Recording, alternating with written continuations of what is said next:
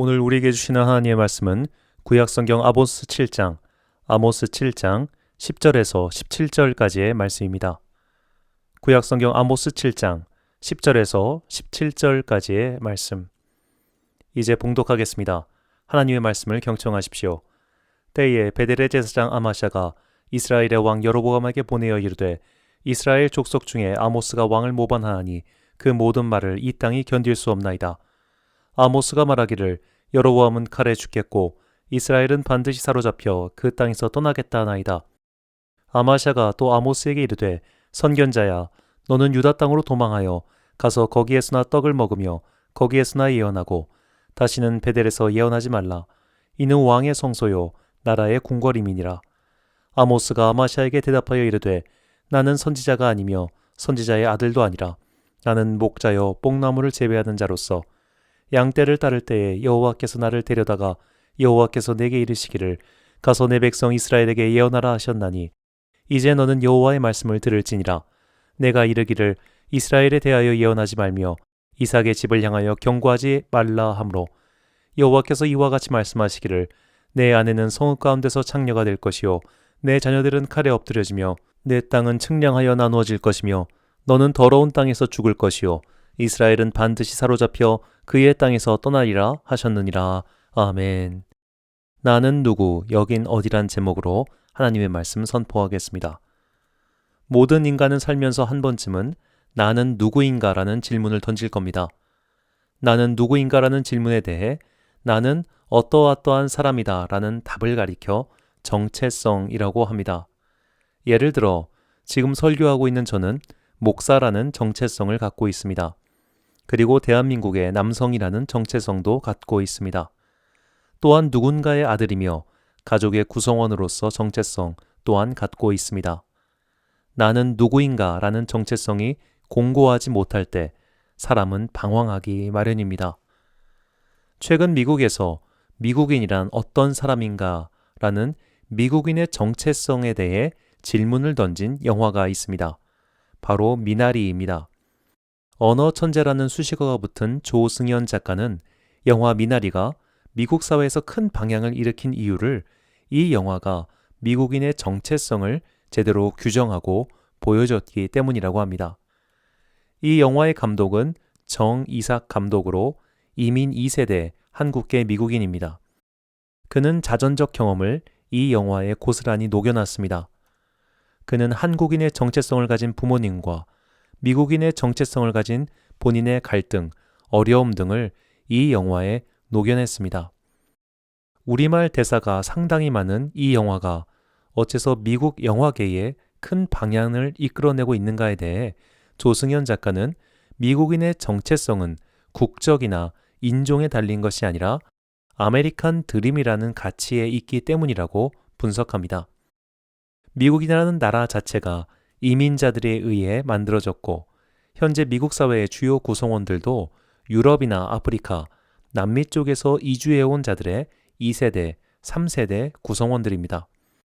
즉 부모님들은 자신의 모국어를 사용하고 본인은 영어를 사용하는, 그래서 한 지붕 아래 살면서 정체성의 갈등을 모두 겪어봤기 때문에 아메리칸 드림을 꿈꾸며 이주해서 정착하는 과정을 보여주는 이 영화 미나리야말로 미국인의 정체성이 무엇인지 제대로 보여주고 있다고 평하는 겁니다. 즉 영어를 사용한다고 미국인이 아니라 이민자들의 나라 아메리칸 드림이 미국인을 규정하는 정체성이라는 겁니다.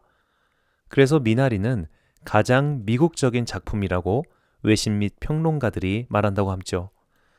국가의 정체성, 민족의 정체성, 개인의 정체성이 중요한 것처럼 신앙인도 그리스도인으로서 정체성이 매우 중요합니다. 그리스도인은 어떤 사람인가? 그들은 누구인가라는 정체성은 한마디로 그리스도의 도를 따르는 자들이라고 할 수 있습니다. 사도행전 11장 25절에서 26절입니다. 바나바가 사울을 찾으러 다소에 가서 만남에 안디옥에 데리고 와서 둘이 교회에 1년간 모여 있어 큰 무리를 가르쳤고 제자들이 안디옥에서 비로소 그리스도인이라 일컬음을 받게 되었더라. 아멘. 어째서 예수님을 따르는 자들이 예루살렘도 유다 땅도 아닌 외국의 땅 안디옥에서 그리스도인이라는 호칭을 처음 얻었을까요? 외국을 다녀보면 외국인의 얼굴을 구분하기가 처음에는 익숙하지 않습니다.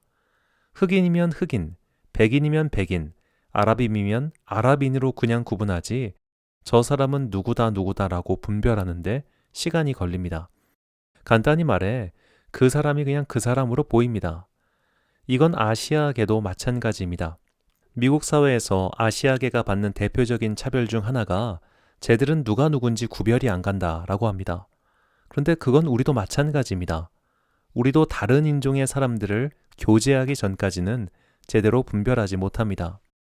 유대인과 그리스도인이 이랬습니다.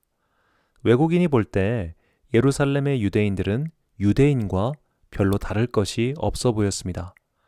이것은 마치 신천지 사태가 일어나기 전까지 교회에 별 관심 없는 분들은 이단이 뭔지, 신천지가 뭔지, 저것과 교회에 무슨 차이가 있는지 구분하지 못했던 것과 같습니다. 둘 다 교회라는 간판을 붙여놓고 둘 다 똑같이 일요일에 모여서 둘 다 예배를 드린다고 하니 바깥에서 볼 때는 그 녀석이 그 녀석인 거죠. 유대인과 그리스도인들은 처음에는 구분이 가질 않았습니다. 즉 정체성의 혼란을 겪은 것이죠. 그리스도인들도 처음에는 유대교의 전통을 따랐습니다. 그 대표적인 예식이 바로 할례입니다. 유대교의 전통 의식 중 하나인 할례는 남성 성기의 표피를 자르는 행위로 그 당시 로마 세계에서도 굉장히 독특한 유대인만의 의식이었습니다. 즉 이것이 유대교도로서 정체성을 유지하는 핵심 예식이었던 것이죠. 그런데 그리스도인들도 이 할례 의식 때문에 반대로 정체성의 혼란을 겪었습니다. 그리스도인들은 누구인가? 우리는 유대교도와 무엇이 다른가? 그런 정체성의 혼란을 겪고 있을 때 바울이 안디옥 교회의 지도자로 부임합니다. 사도행전 11장 26절에서 비로소 그리스도인이라 일컬음을 받게 되었더란 말은 바울에 의해서 안디옥의 교인들이 비로소 유대교도와는 다른 그리스도인만의 정체성을 확립했다고 볼 수 있습니다. 그렇다면 바울에 의해 확립된 유대교도와 다른 그리스도인만의 정체성은 무엇일까요? 그것은 예언자의 전통입니다. 이스라엘 민족을 세운 두 명의 지도자는 모세와 아론입니다. 이 두 사람은 거의 최초로 직책을 받았는데 그것은 예언자와 제사장입니다. 거칠게 구분하면 모세는 하나님의 말씀을 전하는 자였고 아론은 백성의 기도를 하나님께 드리는 제사장이었습니다. 이후 두 그룹은 이스라엘 역사 속에서 그 명맥을 계속 이어왔습니다. 이스라엘 역사에서 예언자의 활동을 가장 잘 보여주는 책이 열왕기 상하권입니다. 열왕기 상하권은 왕들을 중심으로 한 이스라엘의 역사를 보여주는 책처럼 보이지만 상하권 전체의 분량으로 볼 때 이 책은 두 사람의 이야기를 3분의 1가량 할당해서 전해주고 있습니다. 바로 엘리야와 엘리사입니다. 엘리사의 스승인 엘리야는 모세의 뒤를 잇는 이스라엘 역사에서 가장 이름 있는 예언자였습니다. 엘리야와 엘리사는 모두 북이스라엘에서 활동했습니다. 우리는 오므리 왕조 시대에 활동했던 두 사람의 행적을 잘 알고 있습니다. 엘리야와 엘리사는 모두 왕권과 대립했습니다. 그들은 북이스라엘 왕권이 하나님을 대적할 때 왕들 앞으로 나와 준엄한 하나님의 말씀을 선포했습니다. 그 선포는 북이스라엘 왕국에 그치지 않고 하나님을 대적하는 외국 정권에까지 미쳤습니다. 예언자들은 하나님의 말씀에 붙잡힌 자들이었습니다. 그들은 나라의 사정이나 사람들의 시선 따위는 개의치 않고 지금 선포되어야 할 바른 뜻에만 집중했습니다. 그러다 보니 왕들은 항상 예언자를 경계했고 그들을 싫어하기도 했습니다. 그렇다면 모세의 후예인 예언자들이 이렇게 하나님을 대신하여 왕권과 대립할 때 제사장들은 뭘 했을까요? 모든 제사장들이 그랬던 것은 아니지만 그 비율로 볼 때 제사장들은 왕권과 대립하기보다 왕권과 결탁하는 경우가 많았습니다. 그래서 제사장들은 왕권과 대립하는 예언자들과 갈등을 빚는 경우가 많았습니다. 그 대표적 사례가 오늘 본문의 아모스입니다. 이스라엘 역사에서 유명한 예언자들은 제사장 가문 출신인 경우가 많았습니다.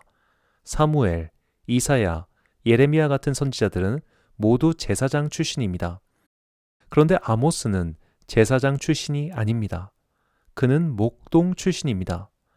하나님께서 제사장 가문 출신이 아닌 목동 출신의 아모스를 통해서 말씀을 선포하셨다는 것은 그만큼 제사장들의 타락과 왕권의 결탁을 상징하는 선택이 아닐 수 없습니다. 그래서 일부 신학자들은 아모스를 가리켜 하나님의 비상조치라고 부르기도 합니다. 아모스가 활동했던 시기는 북이스라엘이 최고의 전성기를 구가할 때입니다. 북이스라엘의 여로보암 2세는 40년 넘게 통치하면서 정치를 안정시켰고 외국과의 교역을 활성화시켜서 국가의 재정을 튼튼히 만들었습니다. 그리고 북이스라엘의 제사장들은 왕권과 결탁하여 하나님의 법도를 세운 것보다 자신들이 살고 있는 나라의 일에만 몰두했습니다.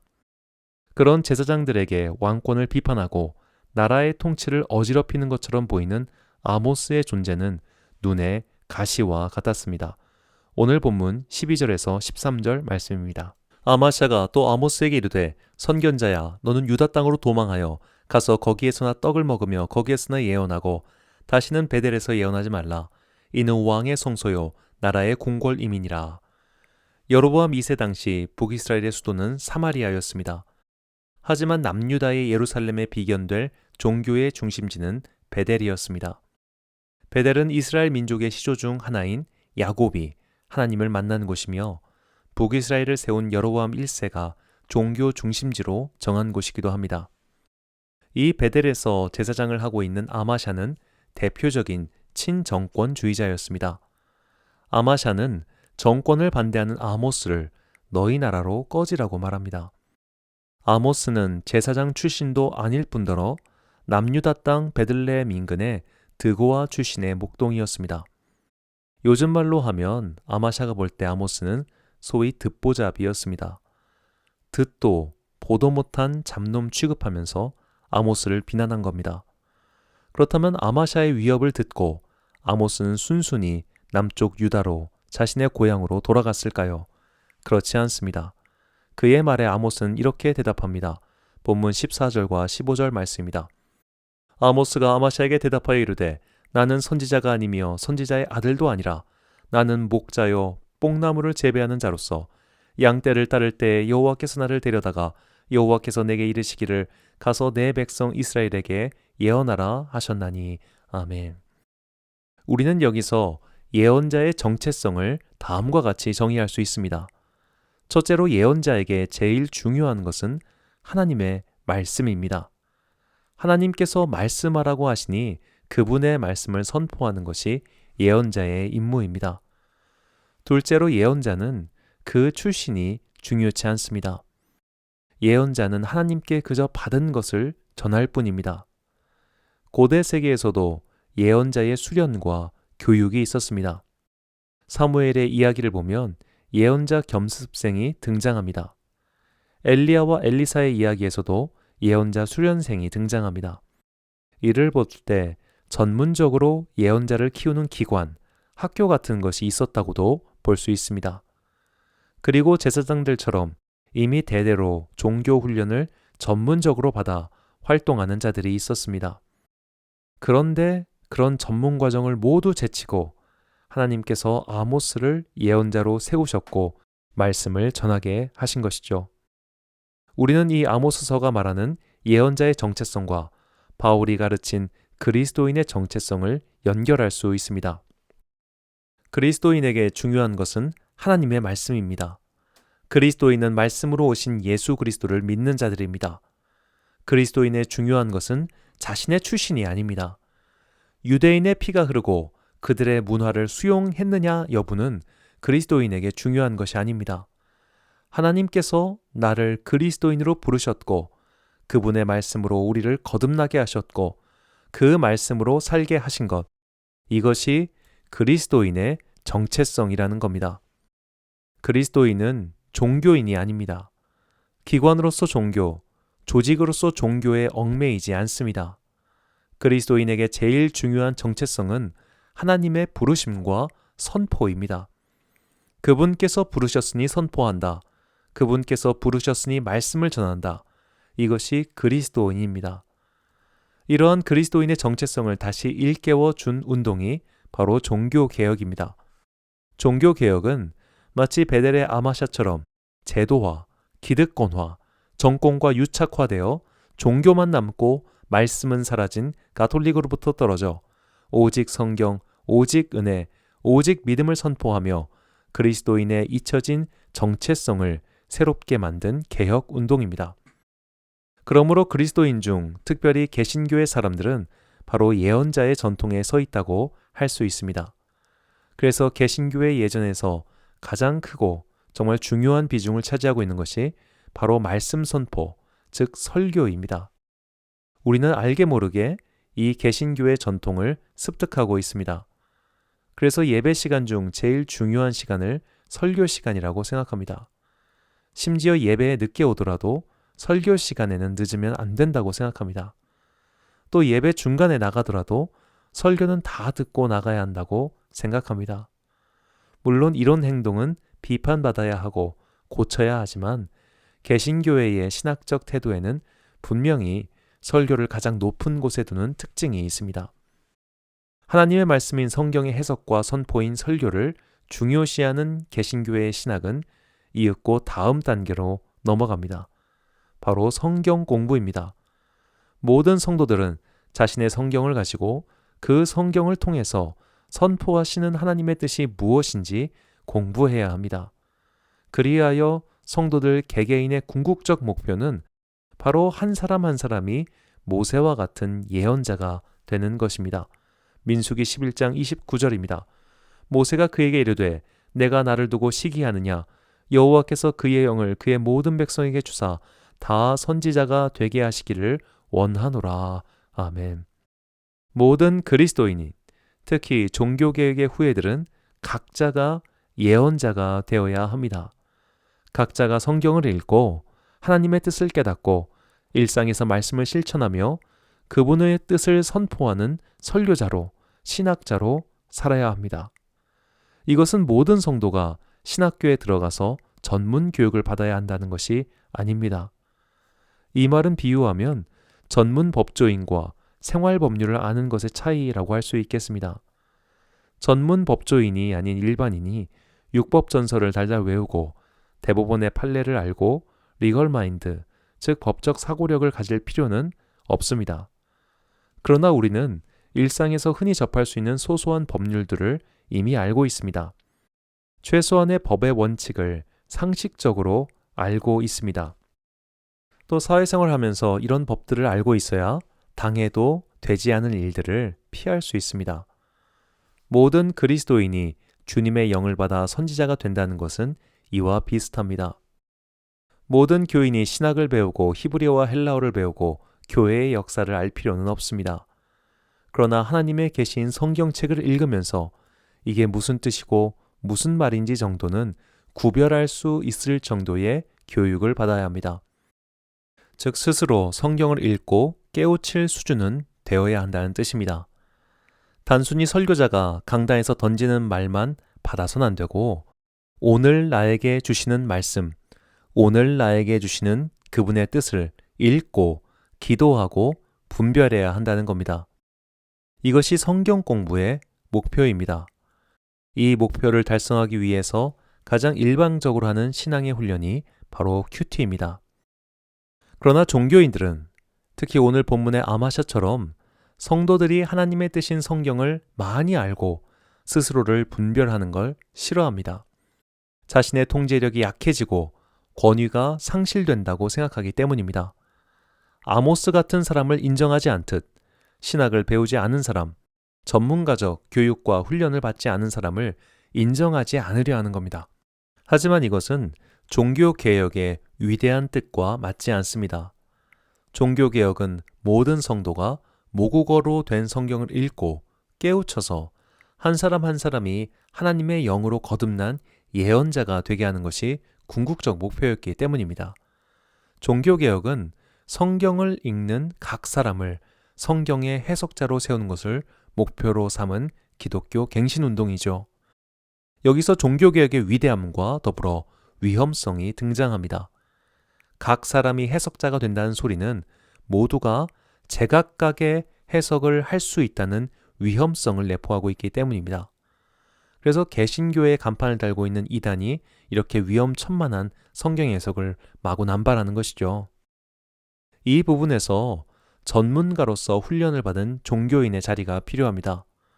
모든 사람은 성경의 해석자가 되어야 합니다. 그러나 그 해석에는 가이드라인이 필요합니다.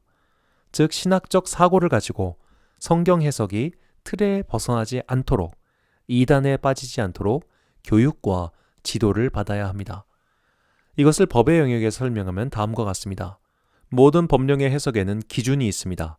바로 판례입니다. 특히 대법원 판례는 법령을 해석하고 적용하는데 큰 기준이 됩니다. 판례는 법관들이 마음대로 그냥 나오는 게 아니라 법적 안정성의 틀에서 나옵니다. 법의 해석과 적용에 일관성을 추구하는 것을 법적 안정성이라고 합니다. 새로운 법령이 나왔는데 그것이 다른 법령과 해석상 충돌을 일으킬 때 법적 안정성을 지키기 위해 나오는 것이 판례라는 소리죠. 이것은 매우 복잡하기 때문에 법조인의 역할이 필요합니다. 목사의 역할도 이와 마찬가지라고 저는 생각합니다. 일반인도 법률 상식을 배우듯 성도들은 성경을 배워야 합니다. 그러나 일반인이 법률을 자기 마음대로 곡하가세하면 혼란이 일어나듯 성도들도 성경을 마음대로 해석하고 적용하면 구원의 길과 멀어집니다. 이때 법의 해석에 있어서 전문가의 도움이 필요하듯 성경의 해석 또한 목사라는 전문가의 도움이 필요합니다. 이 원리를 알고 있었던 마르틴 루터는 일찍부터 성경 해석의 인도자요 교육자인 목사의 교육에 가장 신경을 썼습니다. 아무나 열정이 있다고 해서 목사로 세우는 게 아니라 성경을 읽고 해석하고 가르칠 수 있는 사람을 뽑아서 철저한 전문가로 양성시킨 것이죠. 이것이 소위 목사의 권위입니다. 법조인의 권위가 신이 부여한 권위가 아니라 그들의 전문성에서 나오듯 목사의 권위 또한 성경 해석의 전문가로서여야 합니다. 성경도 모르고 신학도 모른 채 그저 교단이 부여한 목사 면허증만 갖고서 그것이 마치 하나님이 부여한 권위인 양 착각하면 그것이야말로 오늘 본문의 아마샤와 같은 타락한 종교인이 되는 지름길입니다. 이처럼 그리스도인의 정체성, 종교개혁의 정체성이 예언자 전통에 있다면 우리는 오늘 우리에게 닥친 현실을 새로운 눈으로 바라볼 수 있습니다. 전 세계가 코로나 국면에 접어든 지 1년이 넘었습니다. 현재 우리나라의 코로나 백신 접종률은 2% 수준입니다. 정부는 올해 6월까지 백신 접종률이 20%에 도달해야 조금씩 집단 면역이 생길 것으로 보고 있습니다. 하지만 칠레의 경우를 볼 때 접종률이 높아져도 방역 수칙을 지키지 않으면 백신 접종 또한 무용지물이라고 합니다. 칠레는 접종률이 무려 34%나 되지만 코로나 확진자가 급증하고 있습니다. 결국 이런 수치를 봤을 때 소위 방역에 대한 인식을 근본적으로 바꾸지 않는 한 아무리 백신 주사를 맞아도 마스크를 벗고 사람들을 마음껏 만날 수 있는 일상의 회복은 엄청나게 더디올 수밖에 없습니다. 아무리 사회적 거리두기를 강조하고 백신을 맞아도 매일 확진자 숫자는 늘어만 가고 있지요. 교회는 자석수를 제한당하고 언택트 예배, 비대면 예배, 온라인 예배로 전환했습니다. 좌석수가 20%란 이야기는 아무리 낮게 잡아도 전체 성도의 50%는 1년 넘게 집에서 예배를 드리고 있다는 뜻입니다. 만약 그리스도인이 예언자 전통이 아니라 제사장 전통의 뜻을 두고 있다면 이것은 굉장히 정체성의 혼란을 가져다 줍니다. 제사장 전통은 제사를 지도하는 전문 종교인이 필요했고 그 전문 종교인의 지위에 따라 움직이기 때문입니다. 그러나 예언자 전통의 입장에서 본다면 이 비대면 언택트 시대야말로 그리스도인의 정체성을 공고히 하는데 더없이 귀한 시간입니다. 종교개혁의 정체성을 가진 그리스도인은 그야말로 성경을 통해서 오늘 나에게 말씀하시는 것을 체득하고 그것을 살아가는 사람들이기 때문입니다. 그래서 종교개혁자들에게 장소는 부차적인 것이었습니다. 예배의 장소는 가정일 수도 있고 회당일 수도 있고 학교일 수도 있었습니다. 중요한 것은 성경을 읽고 배우고 공부하며 한 사람의 예언자로 세워지는 겁니다. 마치 하나님께서 예루살렘도 아니고 베델도 아닌 작은 시골 마을에 그것도 훈련받은 종교인이 아닌 목동인 아모스를 세워서 하나님의 예언자로 삼으신 것처럼 오늘 우리도 큰 예배당이 아닌 여러 사람이 모인 예배당이 아닌 오늘 나의 집에서 나의 책상에서 나의 공간에서 예배드리며 하나님의 말씀을 듣고 배우고 깨달아야 합니다. 그때야 우리는 비로소 하나님께서 세우시는 신실한 예언자, 신실한 그리스도인이 될 수 있습니다. 예배의 장소가 중요한 게 아니라 예배를 드리는 나 자신이 중요한 겁니다. 요한복음 4장 21절과 23절 말씀입니다. 예수께서 이르시되 여자여 내 말을 믿으라. 이 산에서도 말고 예루살렘에서도 말고 너희가 아버지께 예배할 때가 이르리라. 아버지께 참되게 예배하는 자들은 영과 진리로 예배할 때가 오나니 곧 이때라. 아버지께서는 자기에게 이렇게 예배하는 자들을 찾으시느니라. 아멘.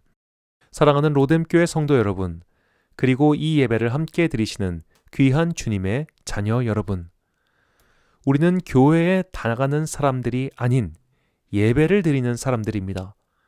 그리스도인의 정체성은 교인의 정체성과 다릅니다. 내가 어느 교회에 등록해서 어느 교회의 직분자가 되는 것은 근본적으로 교인으로서의 정체성일 뿐 그리스도인의 정체성과 같지 않습니다. 그리스도인의 정체성, 더 나아가 종교개혁 운동의 정체성은 바로 예언자의 정체성입니다. 시골 마을 드고아 출신의 목동이었던 아모스가 하나님의 부름을 받아 예언자로서 살았듯이 예언자의 정체성은 하나님의 말씀인 성경을 공부하고 성경을 통해서 말씀하시는 하나님의 바른 뜻을 찾아가는 데 있습니다.